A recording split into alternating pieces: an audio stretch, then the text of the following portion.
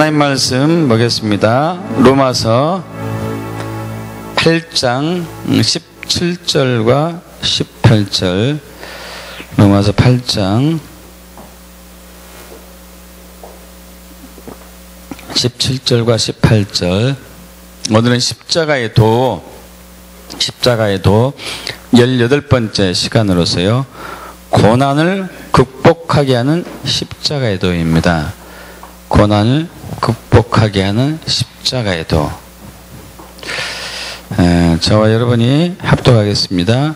자녀이면 또한 상속자, 곧 하나님의 상속자요 그리스도와 함께한 상속자니, 우리가 그와 함께 영광을 받기 위하여 고난도 함께 받아야 할 것이니라.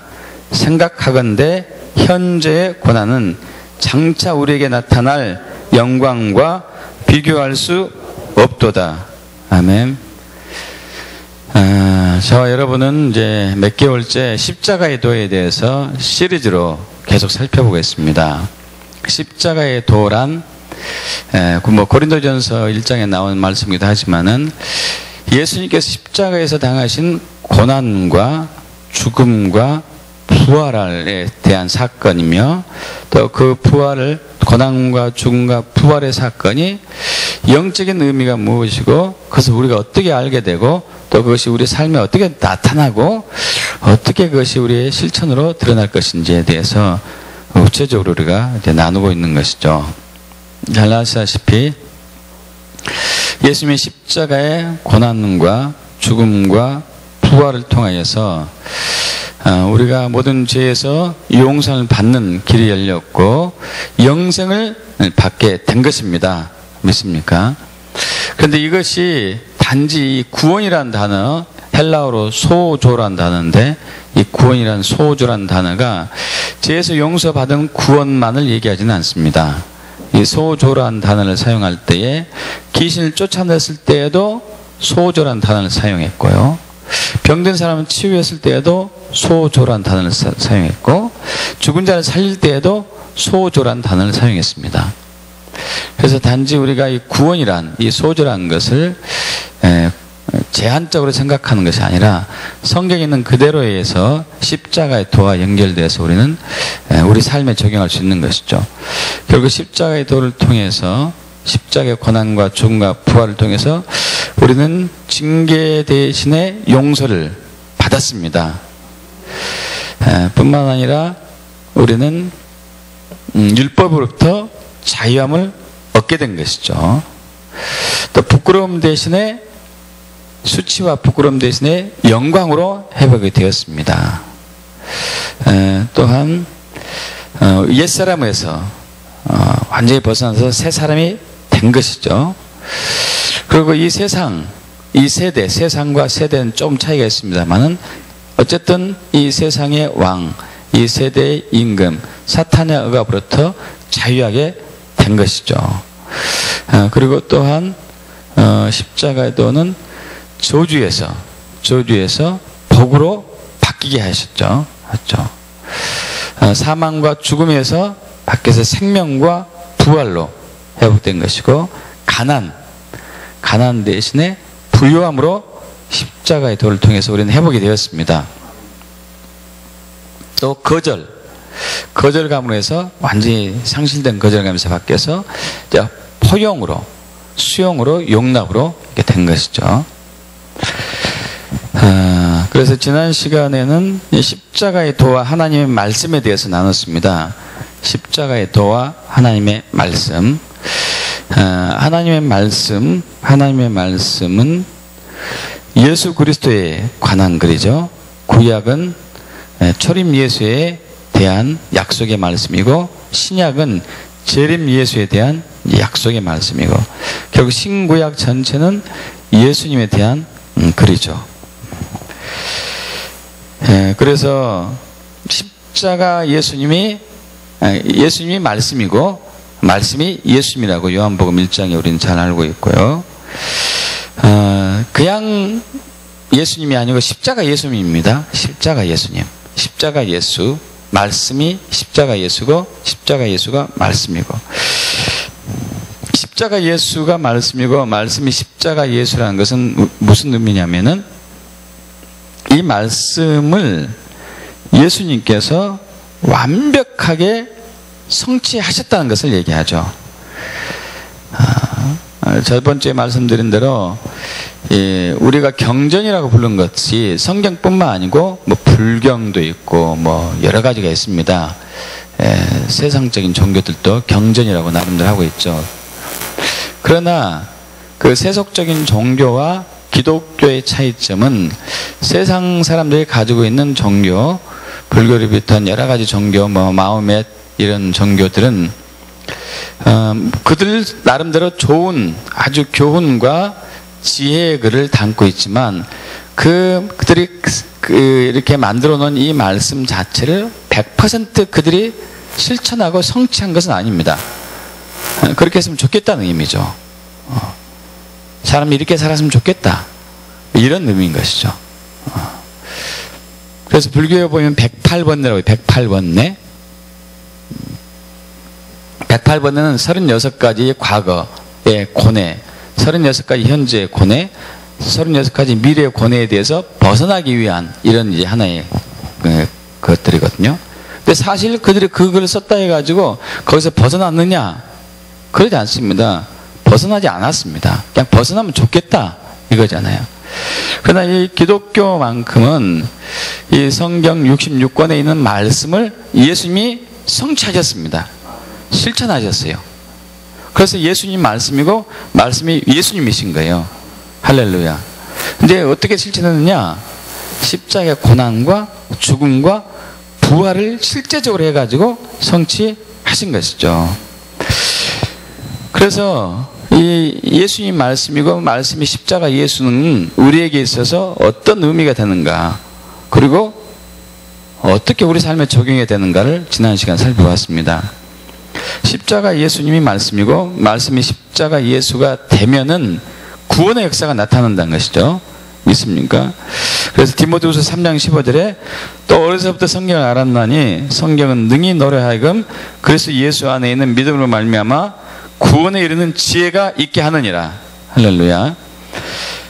성경은 능히 너로 하여금 그리스도 예수 안에 있는 믿음으로 말미암아 구원에 이르는 지혜가 있게 한다는 얘기죠. 이것은 이제 예수님이 이 말씀 그대로 십자가의 고난과 죽음과 부활을 당하셔가지고 인류의 죄를 대속했기 때문에 당연히 구원에 이르게 되는 것이죠. 그래서 십자가 예수와 이 말씀은 뗄래야 뗄 수가 없고 분리할 수는 없습니다. 근데 구약에 또 예수님 당시에 이스라엘 백성들, 특히 서기관들, 종교 지도자들은 말씀은 있었지만은 예수가 없었어요. 그래서 구원에 이르지 못했습니다. 또 어떤 경우는 예수는 있는데 말씀이 뒷받침 안 해주는 경우도 있죠. 이단 같은, 이단 종교, 신천지나 뭐 통일교, 몰몬교, 이 비정상적인 말씀을 가지고 그들은 예수를 증거하려고 하고 있죠. 그래서 이단인 것이죠. 그래서 말씀이 예수고 예수님 말씀이라는 얘기는 한치도 흩어짐이 없이 정확하게 적용이 돼야 되는 것이고요.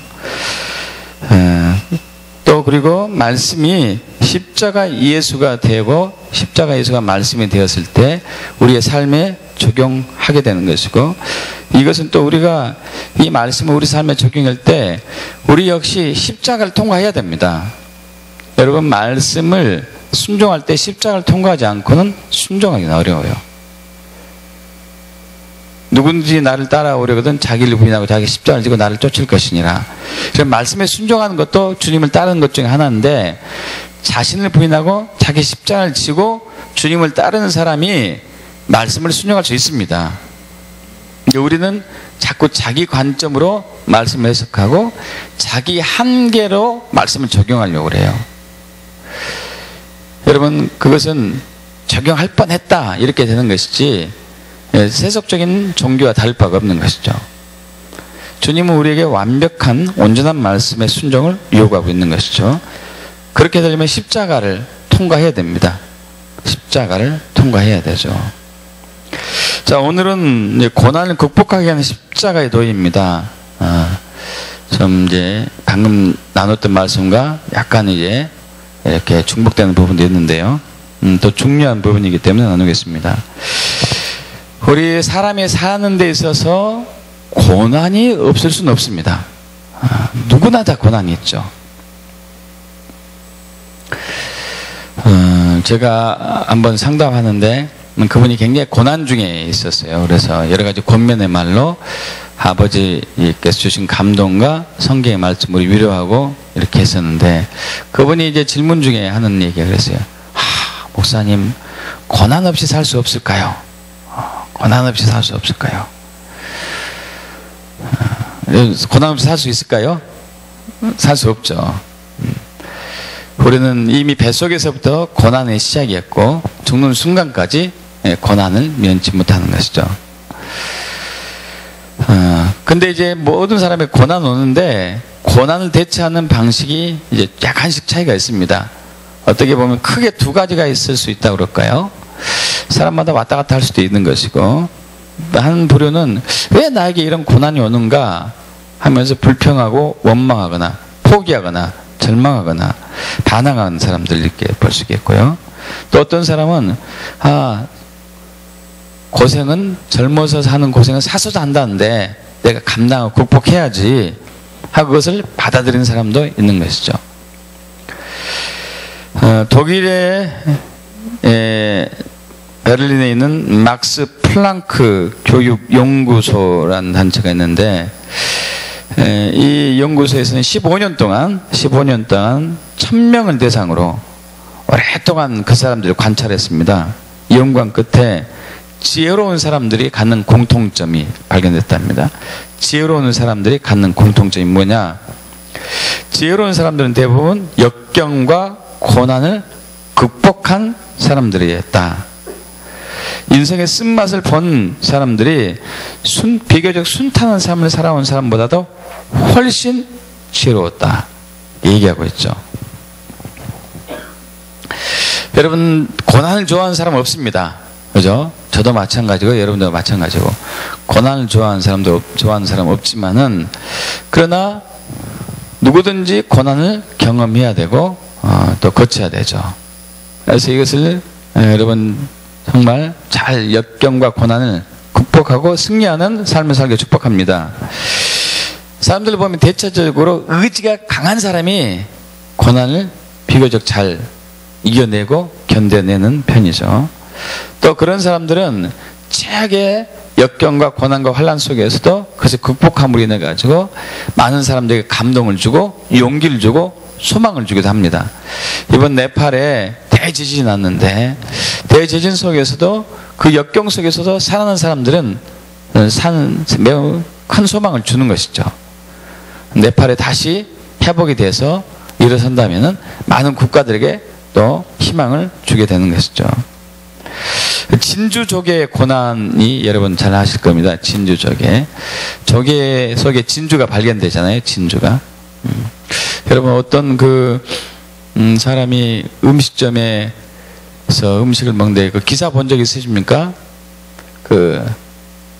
조개를 이게 조개국인가 조개탕인가 먹는데요. 조개 안에서 진주가 발견됐어요. 근데 모든 조개예요.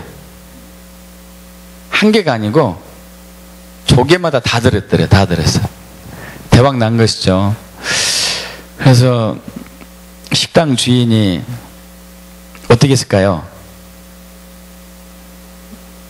반 나누시다 했을까요? 어떻게 했을까요? 이건 내 것입니다 했을까요? 다 줬다고 그러네요. 그거 다 줬다고. 여러분, 조개 드시다가 진주 발견하기 축복합니다. 근데 그것보다 더 중요한 것은 그 진주가 어떤 원리로 발생되는가, 그것을 우리의 교훈에 어떻게 삼는 것이 더 중요하겠죠. 잘 아시다시피 진주조개는 자기 몸에 이물질이 들어왔을 때 진주를 만들잖아요. 이물질이 들어오면은 그 이물질로부터 자신을 보호하기 위해서 껍질에 이 되는 체액을 배출해 가지고 이 이물질을 감싸죠. 이것이 시간이 지나면서 한 겹 쌓여 가지고 두껍고 단단해진 아름다운 진주가 되죠. 그 진주조개 체액이 많이 덮이면 덮일수록 조개는 커지고 값이 비싸게 되죠. 그런데 진주조개에 이물질이 들어간다고 모든 조개들이 진주를 만들지는 않는데요. 진주조개가 이물질이 들어오면 두 부류로 거기도 나눈대요. 진주조개들도. 하나는 이물질이 오는 것을 피하거나 포기하거나 무시해버리거나, 그렇게 되면은 이 수년 동안에 고통은 없지만은 이 조개는 이물질 때문에 나중에 결국 병들어 죽게 되는 거예요. 그러나 또 한 조개는 그것을 감싸고 버텨내가지고 자기도 살고 또 안에 진주도 만들어내는 것이죠. 그럼 그렇게 되게 축복합니다. 그래서 이 고난은 우리 삶에 유익하다. 이것이 이제 세상적인 지혜고 교훈이기도 하고, 또 성경도 그렇게 얘기하고 있습니다. 우리 시편 119편의 71절에 고난당한 것이 내게 유익이다. 고난당한 것이 내게 유익이다. 그런데 이제 여러분, 고난은 누구나 다 맞이하고 고난을 극복해야 되고 고난이 유익이라고 하긴 하지만, 고난을 극복하는 데 있어서 중요한 원칙이 있습니다. 성경적인 원칙으로 극복해야 되는 것이죠. 여러분, 고난이 왔을 때 우리는 반드시 극복해야 되는데, 극복하는 원천이 십자가에서 나와야 돼요. 할렐루야. 십자가에서 나온 그 힘이 고난을 극복하게 해야 됩니다. 만약에 세상 사람들은 십자가 예수를 믿지 않기 때문에 십자가를 의지하지 않고 고난을 극복하게 돼요. 여러분, 그리스도인들도, 교인들 중에서도 십자가를 의지 않고 자기 의지로 고난을 극복하는 사람도 있어요. 그리고 그것을 나중에 하나님의 영광 돌린다, 이렇게 얘기하는 경우도 있습니다. 이 차이점을 나중에 살펴보긴 하겠지만, 여러분, 십자가를 의지하지 않고 자기 힘으로 고난을 극복했을 때 결과가 차이가 있어요. 십자가를 의지하고 십자가를 통과해서 고난을 극복한 사람들은 십자가만 자랑하게 되겠습니다. 십자가만 자랑하게 되어 있어요. 대표적으로 사도 바울이 그랬잖아요. 사도 바울이 그래요. 사도 바울은 항상 십자가만 자랑하더라고요. 갈라디아서 6장 14절, 우리 주 예수 그리스도 십자가 이외에 결코 자랑할 것이 없다, 이렇게 얘기하고 있죠. 여러분, 그런데 십자가를 의지하지 않고 고난을 극복하는 사람들은, 그것이 교인이 됐든지 뭐 다른 종교인이 됐든지 세상 사람들이 됐든지, 십자가 예수를 자랑하지 않아요. 누굴 자랑할까요? 자기 자신이에요. 자기 자신. 여러분, 그래서 남자들이 제일 많이 얘기하는 게 뭐죠? 어디 이야기예요? 군대 이야기. 군대에서 뭘 얘기하죠? 고생하고 고난 많이 받은 거, 그거 얘기하잖아요. 여자들은 제일 듣기 싫어하는데, 남자들이 제일 많이 얘기하는 거 군대 얘기하고 축구 얘기하고 그거잖아요. 여자들이 제일 싫어하는 것은 군대 이야기, 축구 얘기. 군대에서 축구하는 얘기는 더더욱 싫어하고.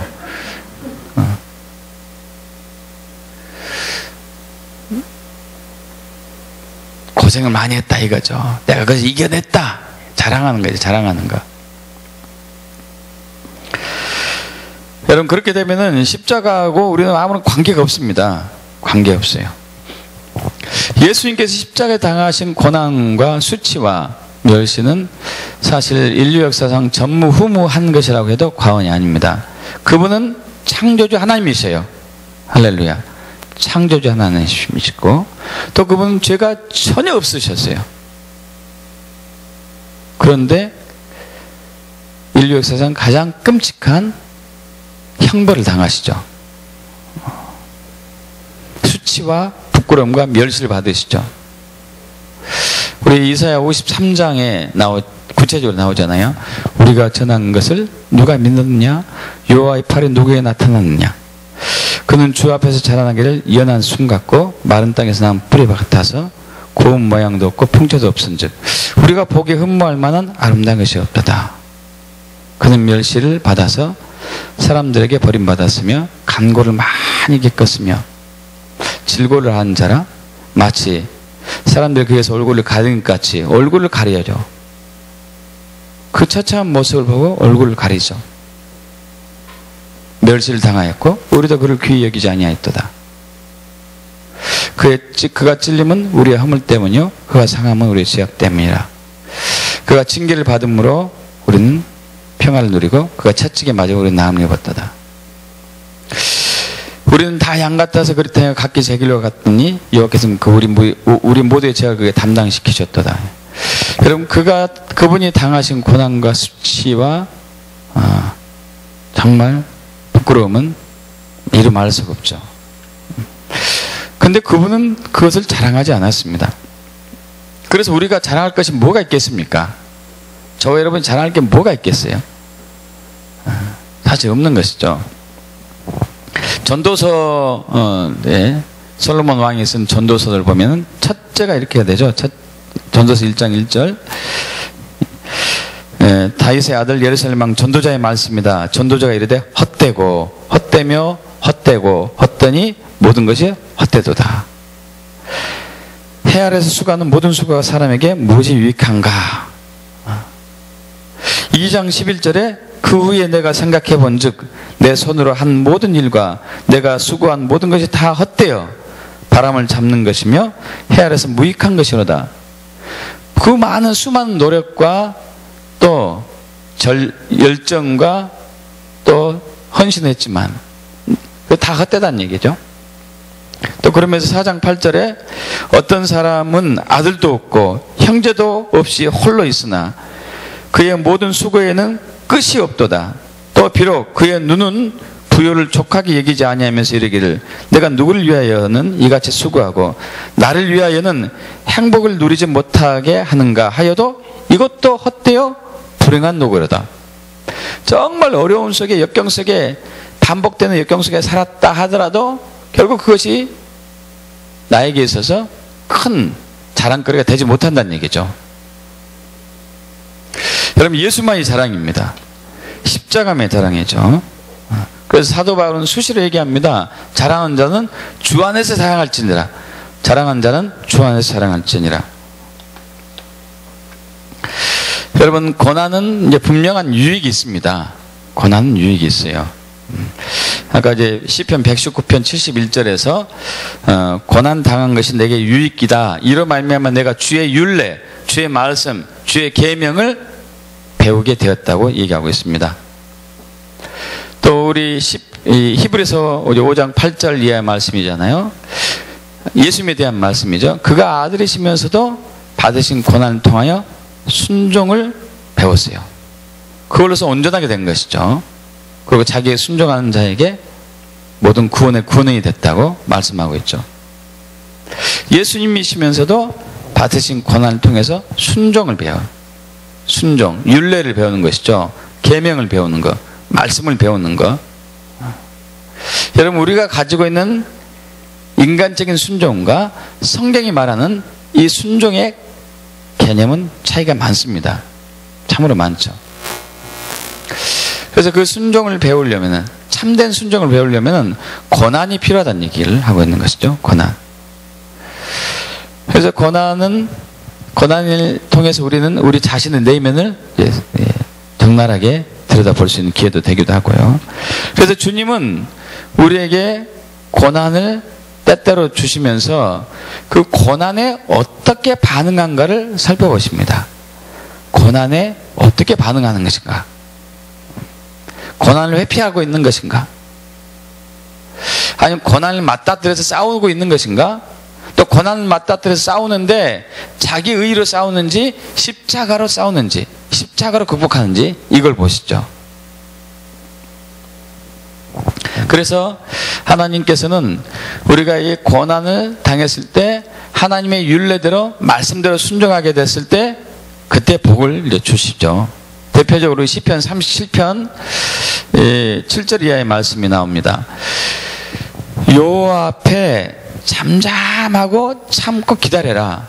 여호와 앞에 잠잠하고 참고 기다려라 하면서 자기 길이 형통하며 악한 꾀를 이루는 자 때문에 불평하지 말지어다. 예. 분을 그치고 노를 버리며 불평하지 말라. 오히려 악을 만들 뿐이라.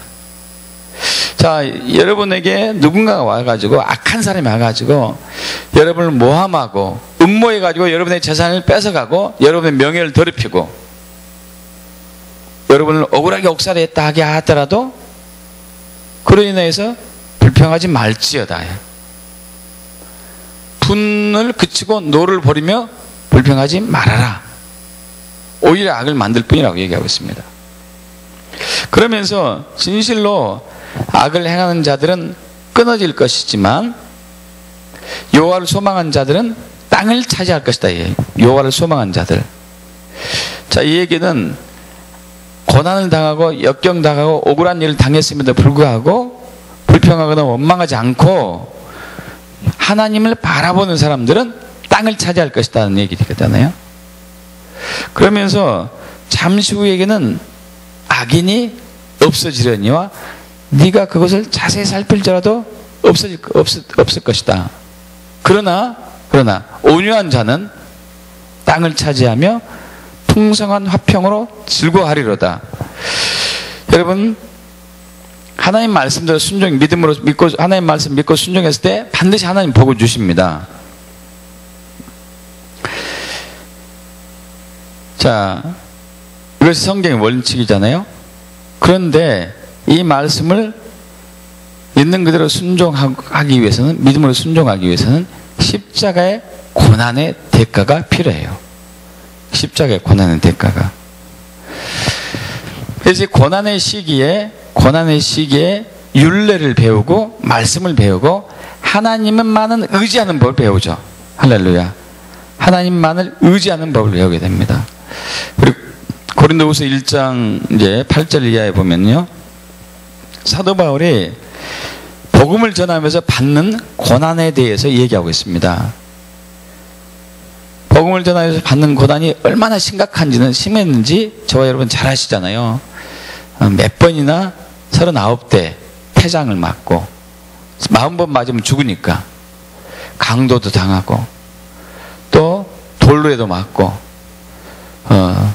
또 굶기도 하고 난파도 당하고 배를 타고 가다가 어마어마한 고난이 이루 말할 수가 없었습니다. 살 소망까지 끊어지는 고난이라고 얘기하고 있어요. 살 소망까지 끊어지는 고난. 이게 무슨 얘기죠? 더 이상 나는 살기 싫다. 정말 죽었으면 좋겠다. 여러분, 그렇게까지 가본 적 있습니까? 그렇게까지 가본 적 있어요? 와, 이거 정말 견디기 힘들다. 살아서 죽었으면 좋겠다. 저는 짧게 경험해 본 적이 있어요. 사실 금식기도 하는데 3번의 위기가 왔는데 고통 속으로 뭐 배고픈 것 때문에 고난이 아니었고 이제 소변하고 또 대변하고 허리 고통이 오는데 우와, 얼마나 아픈지 야, 잘 죽는 게 낫겠구나, 이 정도로. 근데 사도 바울은 저보다 엄청난 것이죠. 어마어마한 고난을 당했죠. 근데 그분이 뭐라고 말씀하고 있냐면은, 자, 이는 우리로 자기를 의지하지 않고 오직 죽은 자를 다시 살리시는 하나님만 의지하게 하려 합니다. 할렐루야. 하나님만 의지하게 하는, 하나님만 신뢰하게 하는, 하나님만 바라보게 하는.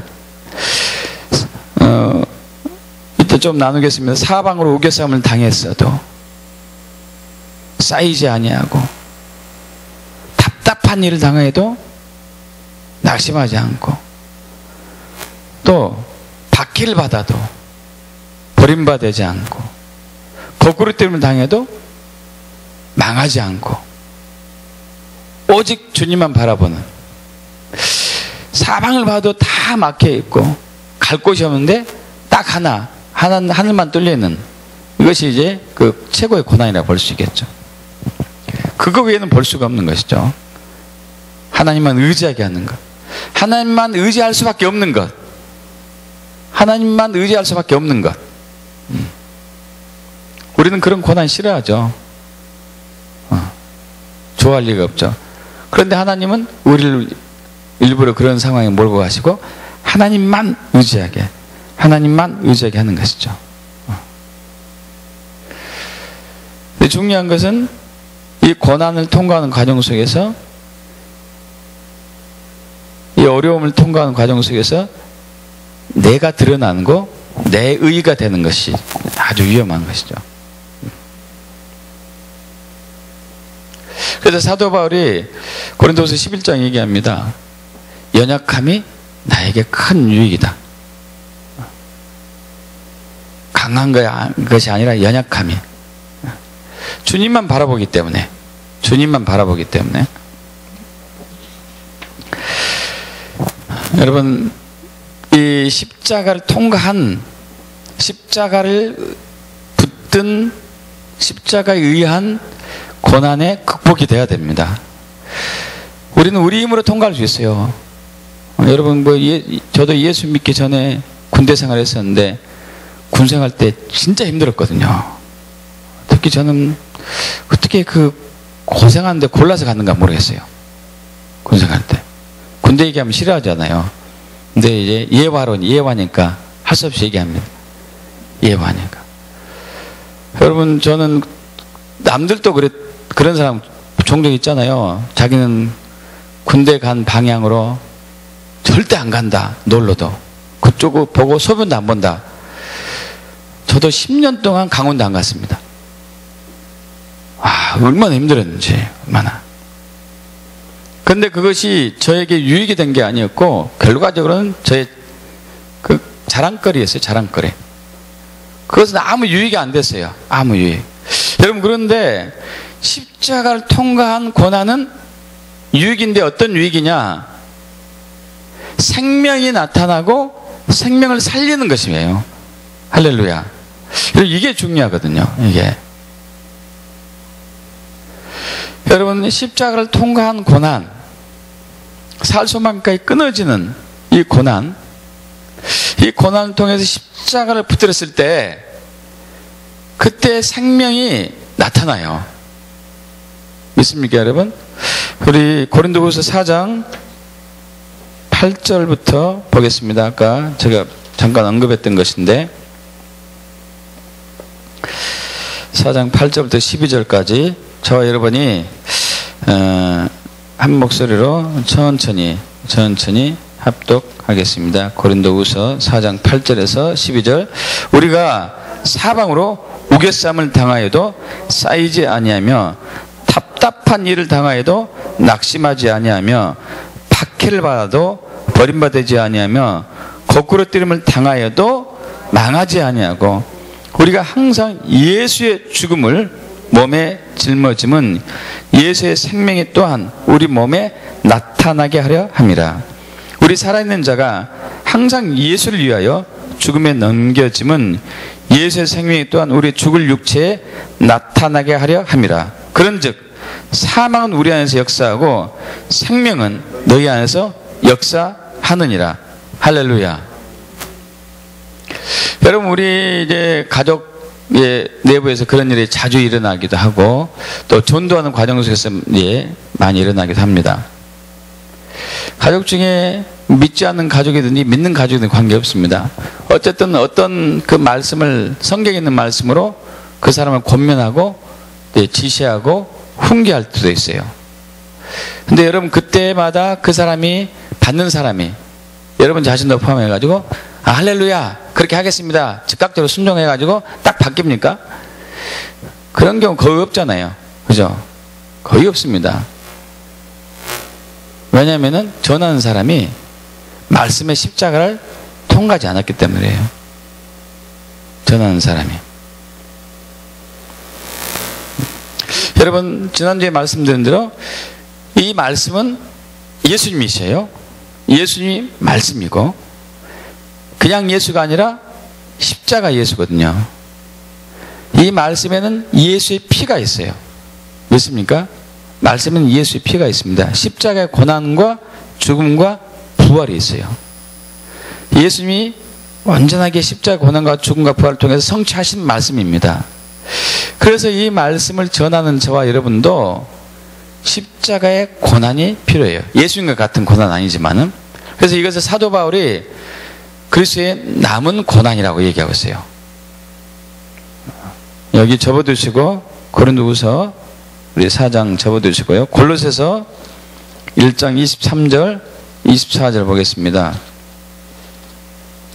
빌립보서 다음 골로새서 1장 23절 24절 합독해 볼까요? 만일 너희가 믿음에 거하고 터 위에 굳게 서서 너희 들은 바 복음의 소망에서 흔들리지 아니하면 그리하리라. 이 복음은 천하 만민에게 전파된 바요 나 바울은 이 복음의 일꾼이 되었노라. 나는 이제 너희를 위하여 받는 괴로움을 기뻐하고 그리스도의 남은 고난을 그의 몸된 교회를 위하여 내 육체에 채우노라. 그럼 사도 바울이 복음을 전하는 과정 속에서 계속 죽음을 통과하고 있는 것을 볼 수 있습니다. 그래서 남은 고난을 자기 육체에 채워요. 이 부분이 바로 방금 우리가 읽었던 고린도서 4장 8절에서 12절 말씀 부분을 요약해 놓은 것이죠. 사방으로 우겨싸움을 당해도 쌓이지 아니하며 답답한 일을 당하여도 낙심하지 아니하며 박해를 받아도 버림받지 아니하며 거꾸로 때림을 당해도 망하지 않고 우리가 항상 예수의 생명을 몸에 짊어지면 예수의 생명 또한 우리 몸에 나타나게 하려 합니다. 우리 살아있는 자가 항상 예수의 생명을 짊어지고 이것은 바로 이제 어떻게 되죠? 우리가 항상 예수의 죽음을 몸에 짊어지면 예수의 생명 또한 우리 몸에 나타나게 합니다. 우리 살아있는 자가 항상 예수를 위하여 죽음에 넘겨지면 예수의 생명 또한 우리 죽을 육체에 나타나게 하는 거예요. 여러분 이 말씀을 통해서 순종한 과정 속에서 우리는 죽음을 통과해야지만이 말씀 안에서 생명이 나타나요. 할렐루야. 그래야만 생명이 나타납니다. 그때 믿지 않은 가족이 돌아오든지 또 영적으로 침체됐던 가족이 회복되든지 하는 거예요. 믿지 않은 전도 대상자가 주님께 돌아오는 것이죠. 여러분 믿습니까? 그렇게 함으로써 우리는 그리스도의 남은 고난에 동참하게 되죠. 그리스도의 남은 고난에. 여러분 인천의 방주교회 박보영 목사님이 참 이런 대표적인 분 중에 한 분이죠. 원래 의사로서 이렇게 잘 나가던 유명한 의사였지만은 어떤 사람의 전도를 받게 되고 모든 걸 내려놓고 이제 신학을 하고 또 목회자가 되어서 섬기게 되죠. 그래서 평택에서 살면서 노숙자들하고 살게 되고 참 골치 아픈 애들하고 같이 살게 되고 그들과 같이 동고동락하면서 자기의 모든 것을 나눠주고 그들과 함께 고통도 같이 하고 슬픔도 같이 하고 그런데 가장 괴로운 것이 그들이 변화되지 않는 것이었어요. 변화되지 않는 것. 그렇게 헌신하고 수고하고 했음에도 불구하고 멸시를 수도 없이 많이 당하고 자기가 입던 옷도 다 그들에게 나눠주고 한 번은 자기 동생이 와가지고 아무 오빠가 사는 것이 입고 있는 옷도 너무 허름한 옷을 입고 해가지고 좋은 옷을 사줬는데 그나마도 바로 이제 그 친구들한테 그 친구들한테 전해주고 그런데도 거기서 같이 살고 있는 사람들은 박보영 목사를 학대하고 무시하고 깔보고 하죠. 참 우리 인간이 그러는 거예요. 인간이. 그리고 오히려 누명도 쓰게 되고 그래도 변화가 안 돼요. 변화가. 한 번은 같이 있는 애가 이제 절도범으로 이렇게 돼가지고 절도해가지고 경찰에 끌려간 것을 다시 어떻게 해서 겨우 이제 나오게 했는데 그 길로 인해 가지고 내가 너희를 가르친 게 잘못됐구나 해서 내가 맞아야 되겠다 해서 이제 새 파이프로 이렇게 맞죠. 맞는데 살살 때리지 말고 있는 힘껏 때려라. 그런데 아이들이 그 말에 진짜 순종합니다. 그때는 진짜 순종했어요. 그 있는 힘껏 때리다가 잘못 맞아서 꼬리뼈가 정통으로 맞고, 거기서 그분이 6개월 동안 일어서지 못하죠. 몇 달 동안. 기어서 생활하죠. 기어서. 여러분, 그걸 통과하고 나니까 그들이 돌아오기 시작한 거예요. 그들이 그때 비로소 주님께 돌아갔어요. 참 이것이 그 그리스도의 말씀의 신비이고 그리스도의 비밀이기도 합니다. 근데 우리는 그런 걸 싫어해요. 그런 거 싫어가지고 어떻게 우리의 신앙생활이 되어 있냐면은 내가 열심히 노력하고 수고하고 기도하고 이렇게 해가지고 좋은 일이 일어나길 바라는 것이죠. 물론 그럴 때도 있습니다. 그러나 생명이 역사되는 것은 그리스도의 남은 고난의 동참이 필요해요.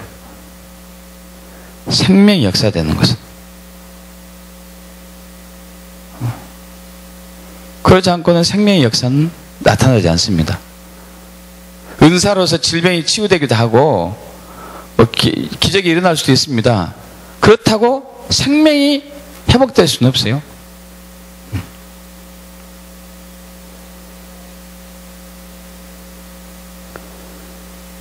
죽음을 통과해야 돼요. 할렐루야. 그리스도 남은 고난에 동참해야 돼요. 여러분, 이것이 예수의 십자가를 붙들고 고난을 극복했을 때 나오는 역사입니다. 예수의 십자가를 붙들고 고난을 통과한 것이 아니라 자기 의지로 고난을 통과했을 때는 물론 유익이 있습니다. 고난을 통해서 배운 것들이 있죠. 그러나 생명이 부활되진 않아요.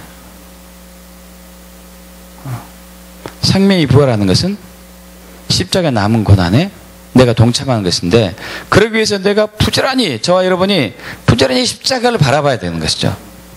십자가를 부지런히 바라봐야 돼요. 십자가를 부지런히 바라보지 않으면은 우리는 고난을 극복할 때 내 자원으로 통과할 수밖에 없어요. 어쩔 수 없는 것이, 내가 바라보고 있는 것이 십자가 아니었기 때문에. 그래서 매 순간순간 십자가를 바라보면서 십자가의 죽음에 연합하셔야 돼요. 그 죽음의 고통이 큰 만큼, 저는 그렇게 보기도 합니다. 그만큼 믿음이 성숙해지고 인격도 성숙해지고 부활의 생명이 많이 나타나겠구나. 믿습니까? 그런데 그것으로 끝나지 않죠. 그 고난은 영광으로 바뀌죠. 할렐루야. 고난이 영광으로 바뀌죠. 생명이 잉태되는 이 고난이 영광으로 바뀌는 것이겠죠. 모든 고난을 다 영광으로 바뀌는 것이 아닐 거고, 생명이 잉태된 그 과정을 통과한 고난. 그래서 베드로전서 4장 13절에 오히려 너희가 그리스도의 고난에 참여하는 것으로 즐거워하라. 이는 그의 영광을 나타내실 때 너희로 즐거워하고 기뻐하게 하려 합니다. 너희가 그리스도의 이름으로 치욕을 당하면 복 있는 자로다. 영광의 영, 곧 하나님의 영이 너희 위에 계심이라. 할렐루야. 여러분, 우리가 인생 사는 데 있어서 고난이 없는 인생은 없습니다. 그러나 고난 통과하는 사람은 각각 나름이죠. 어떤 사람은 회피하거나 무시하거나 포기하거나 반항하거나 저항하거나 이렇게 한다면 어떤 사람은 받아들이죠. 받아들이고 극복하죠. 근데 극복하는 사람도 두 부류라고 해요. 한 사람은 자기 힘으로, 자기 자원으로 고난을 극복하는 사람이 있는가 하면, 한 사람은 십자가만 의지하면서 겸손한 마음으로 그것을 자기 것을 받아들이고 예수를 바라보는 사람. 여기에는 생명의 역사가 있습니다. 부활의 역사가 있어요. 할렐루야. 여기 중에 지금 그런 과정에 있는 사람도 있고, 또 과거에 겪었던 사람도 있고, 또 앞으로 겪을 사람도 있을 거예요. 과거에 겪었다 해서 앞으로 있지 않느냐? 그것은 아닙니다. 항상 있죠. 항상. 그것이 믿음의 과정이기 때문에. 그러나 그만큼 고난을 극복한 만큼, 십자가를 통해서 극복한 만큼 우리는 십자가를 더 많이 알게 될 거예요. 있습니까? 십자가를 더 많이 알게 되는 것이죠. 사랑을 더 만지게 되는 것이죠. 사랑을. 저도 개인적으로 40일 금식 기도를 하면서 그 십자가의 사랑이 더 많이 경험됐어요. 십자가의 사랑. 그러면서 그 전에 저를 원망하고 비난하고 불평하고 대적했던 사람들을 용서하게 되고 축복하게 되고요. 할렐루야. 그러고 나면서 이 목회가 한 단계 성숙이 됐어요. 목회가. 목회는 하나님이 나를 아버지로 만드는 것이구나. 아버지. 아버지의 마음이 이거구나. 그러면서 어느 틈엔가 성도들을 아버지 마음으로 바라보는 게 생기기 시작하더라고요. 할렐루야. 성도들 양으로 바라보고 양을 잘 양육하고 돌보고 하는 이 목회적인 차원이 아니라 선생 잘 가르치고 훈련하는 그 교사 이런 차원이 아니라 아버지. 아버지구나. 근데 참 놀라운 것은요, 제가 아는 지인이 제가 금식기도 끝나고 얼마 한 2, 3개월인가 3, 4개월 지났는데 외국에서 사는 분인데 카톡을 가끔 보내거든요. 무슨 카톡 보내냐면은 한 목사님 참으로 소중한 분입니다. 아버지 마음을 지녔으니까요. 그러는 거예요. 그래서 웬 아버지 마음이요? 그랬죠.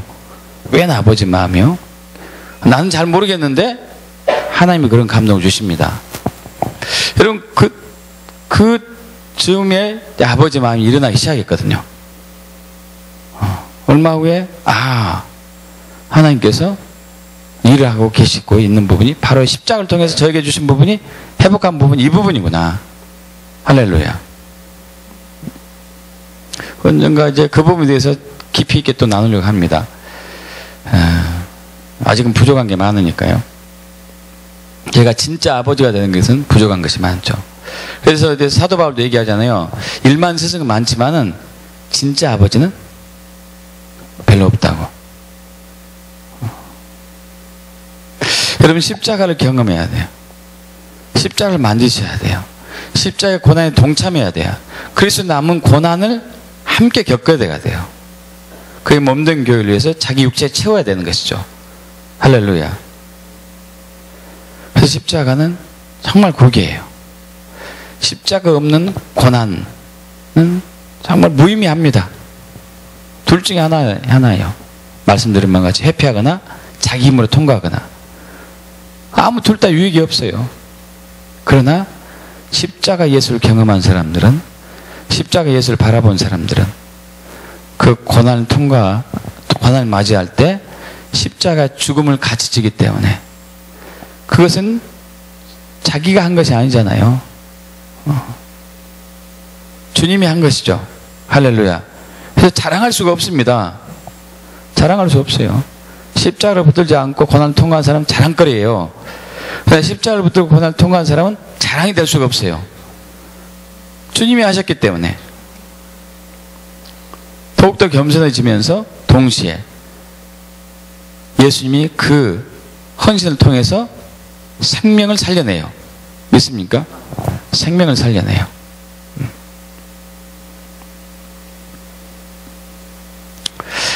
그래서 여러분 가끔 금식기도가 필요해요. 금식기도가. 금식기도는 우리가 주님부터 받을 고난의 그 시기를 어쩌면 금식을 통해서도 통과할 수도 있는 것 같아요. 금식을 통해서도. 또 금식을 통해서 앞으로 다가올 이 고난에 대해서 금식을 한 사람들이 더 십자가를 붙들고 통과하는 게 쉽게 될 수 있겠죠. 그럼 고난이 유익은 분명합니다만은 십자가를 붙든 고난이어야 돼요. 할렐루야. 그렇게 되고 축복합니다. 여러분의 자원으로 통과하지는 안 돼요. 여러분의 의지로 통과하지 마십시오. 그것은 여러분 자랑거리일 뿐이 안 됩니다. 겉으로는 겸손한 척 하지만 절대 아니에요. 그러나 십자가를 붙들고 통과한 고난은 인격을 성숙시키고 겸손하게 하면서 예수의 생명을 들어 역사되게 만들어요. 믿습니까? 그때 놀라운 은혜와 하나님의 영광이 드러나는 것이죠. 그렇게 되어 축복합니다. 아멘. 기도하겠습니다. 아버지 하나님, 우리에게 참다운 생명을 주기 위해서 예수님께서 십자가의 고난과 죽음과 부활을 경험하셨습니다. 주님, 이 일로 인해서 우리는 영원한 생명을 받게 됨을 진심으로 감사합니다. 주님, 그런데 우리 예수님께서는 여기에 그치지 않고 우리에게도 그리스도의 남은 고난에 동참하기를 원하고 있습니다. 주님, 어떤 인생이든지 고난이 없는 인생은 없습니다. 반응하는 사람은 여러 부류지만은 고난이 없는 경우는 없습니다. 포기하거나 좌절하거나 혹은 낙심하거나 반항하거나 저항하든지 회피하든지 혹은 맞서 싸워서 극복하든지, 그러나 극복하는 과정 속에서 십자가 없이 극복하는 것은 아무 유익이 없음을 우리가 시인합니다. 그렇습니다. 예수님께서, 하나님께서 우리에게 고난을 주시는 것은 십자가의 고난을, 십자가의 죽음을 더 깊이 경험하기 위한, 체험하기 위한, 그 비밀을 더 깨닫게 하기 위한 하나님의 은혜임을 다시 한번 우리는 시인합니다. 그리고 이것이 하나의 그러한 인격의 성숙이요, 또한 어떠한 그 과정으로 끝나는 것이 아니라 우리에게 생명이 탄생되는 부활의 역사가 일어나는 소중한 계임을 감사합니다. 이제 우리가 우리 가정 내에서 혹은 교회에서, 우리 직장에서, 사업장에서 그리스도의 남은 고난에 동참하기로 결단합니다. 주님, 우리 주변에 우리를 힘들게 하는 것들, 힘들게 하는 상황들, 힘들게 하는 사람들로 인하여서 우리는 십자가를 지기로 결단해 봅니다. 그들로 인해서 불평하지 말고, 그들로 인해서 낙심하지도 말고, 그들로 인해서 원망하지도 않고, 오직 십자가만을 바라보고, 주님, 그 고난을 극복했을 때 부활의 생명이 나타날 것을 믿습니다. 회복이 일어날 것을 믿습니다. 저는 이러한 놀라운 은혜를 주신 주님을 찬양합니다. 영광 받아 주시옵소서. 감사드리며 우리 주 예수 그리스도 이름으로 기도합나이다. 아멘. 아멘.